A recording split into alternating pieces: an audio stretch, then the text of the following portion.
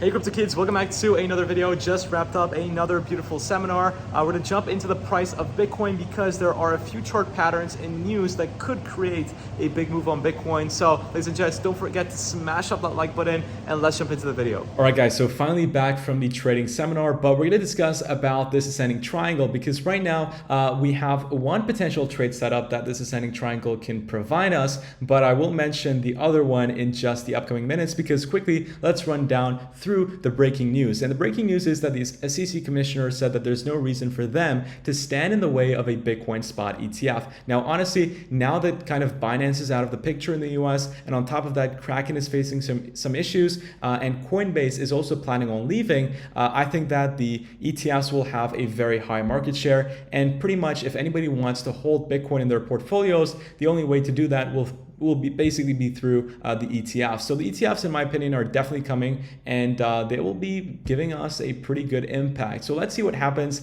I'm just so happy that the ETFs didn't get pushed by the Binance news. In fact, it got strengthened. So on top of that, we're going to discuss the Bitcoin liquidations because in the upcoming hours, some liquidations can be getting triggered. And Willy Woo posted this very cool graphic on why Bitcoin will probably never see under $30,000 ever again. Now, the Bitcoin hash rate recently reached an all-time, an all-time high, I believe. And usually increases in the hash rate reaching new swing highs does cause a price decrease towards the downside. We'll look into the Binance proof of reserves because there are a few things that I want to mention. And finally, I am hiring. Ladies and gents, all of this and much, much more will be covered on today's video, but let's start off with the Bitcoin TA. So what we can see on the 4-hourly time frame is an ascending triangle. Now, ascending triangles are usually bearish, not bearish, usually bullish, but I have a feeling that we could break towards the downside. Of course, we can prepare for a break both ways, right? If we see a break towards the upside, then of course we can have a trade towards the upside. But if we do see a drop towards the downside, we can have a trade down. Now, looking at the VPVR, we can see that, well, first of all, right, this ascending triangle would have a breakdown target of $34,000. Now, once we bring the VPVR, we can see that at $34,000 exactly, there's a lot of demand for Bitcoin, a lot of people wanting to purchase Bitcoin. So this target kind of aligns with that. So if Bitcoin actually does decide to break towards the downside, we can reach this bearish target. And personally, I'm planning on taking a trade at $36,000 or $35,960 within that range. And then I'll put my take profit at the $34,000 area. And my stop loss is going to be at around 36.75. And that is a nice 1 to 2.5 risk to reward trade for me. And my minimum risk to reward is always at 1 to 2. So if Bitcoin does decide to see a break towards the downside, I will take this trade. However, if conversely we see a break up, then I would be considering a long, right? And this long would be from, let's take our long position tool. Let's say that we broke the swing high. That would take us to $42,000, which again is actually a very good level of resistance. And this is the trade that I would take. Of course, this has a much higher win rate. So let's see what happens in the upcoming hours. If Bitcoin does see a break, of course, anyway, I will update you guys on the channel. And if you do want to prepare for this, what you can do is you can check out the description below and sign up to Bitflex because I'm personally going to be taking this trade on Bitflex. I already have a couple of orders to buy up Bitcoin cheap if Bitcoin ever decides to break towards the downside, and I'll be executing my positions over here. And currently we still have the 1,000 USDT giveaway. So do check out the details in the description below for that. And again, signing up using this link can get you potentially 1,000 USDT. Now, by the way, guys, do not forget that this Black Friday promo with TradingView ends in 1 day in 11 hours. So do take advantage of it, please. It's the best time to buy a TradingView account in the entire year. So if you're someone that uses it a lot, then I would seriously consider looking into this. So that is what I'm actually looking at in terms of Bitcoin. We have these two trades, and of course, if anything happens with it, I will update you guys as soon as possible if we're seeing a break and when I will be executing them. So let's look into actually this graph over here from Willy Woo. Now we can see that there are multiple bear market bottoms that has happened in Bitcoin's history, and we've seen it so many times, and it's been successful each and every single time. And now that we can see that the strong area of price discovery is happening on this 9th figure over here. So every time we see a strong price discovery, Bitcoin never reaches that price again, basically. So we had 1, 2,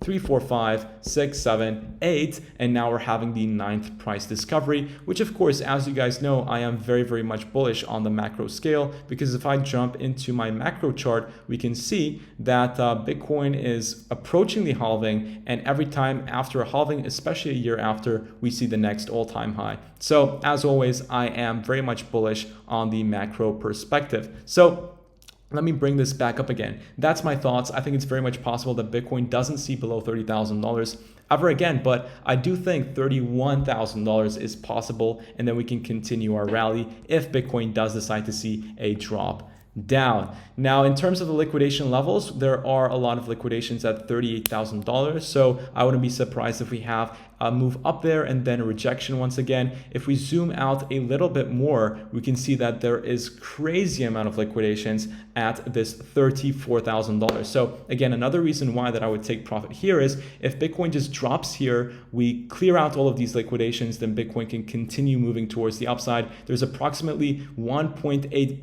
billion worth of liquidations within this level. So again, I wouldn't be surprised if the market kind of liquidated them and then continued its rally towards the upside. Now, another additional bearish fact is that every time that the Bitcoin hash rate reaches a new high, we tend to see a decline on the price, like we can see over here.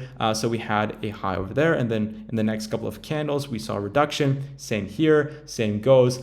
You get the point. So it is possible that Bitcoin potentially reverses towards the $34,000 level, at which point, if we find some support, then it could be a good time to buy as well. So if you're not planning on taking a short position, what you could do is you could potentially long Bitcoin at that price. So if I put $34,000 and let's say I put in USDT terms, 200 USDT on 15x leverage, what you could do is just open a limit long at that price, like so. So it's pretty easy to do so. And I just added another limit long.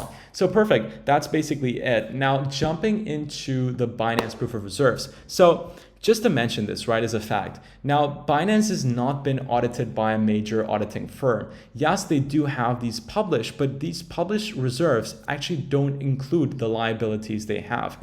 Now, these liabilities, it's just, look, if they got audited, CZ has found excuses for the audit previously, but look, this is a thing just to mention, right? So liabilities could be so high that, proof of reserves don't really mean anything, because they, of course, need to cover those liabilities first. So that's something to be mentioned. And of course, this is pretty much self-verified, their proof of reserves, the Merkle tree itself. That is another thing that I would point out. But guys, look, we need to learn this lesson. I mean, what I personally do is I only risk capital that I want to trade on an exchange. After I'm done with my trading, I take it back onto my hardware wallet or wherever, but I don't risk it on the exchange. That's, it's just like, it's something that we should have learned from previous times. Yeah, that's what I do to personally take precaution. And another fact is that CZ mentioned around 20 to 30% of their volume actually came from the United States. So them withdrawing from the United States completely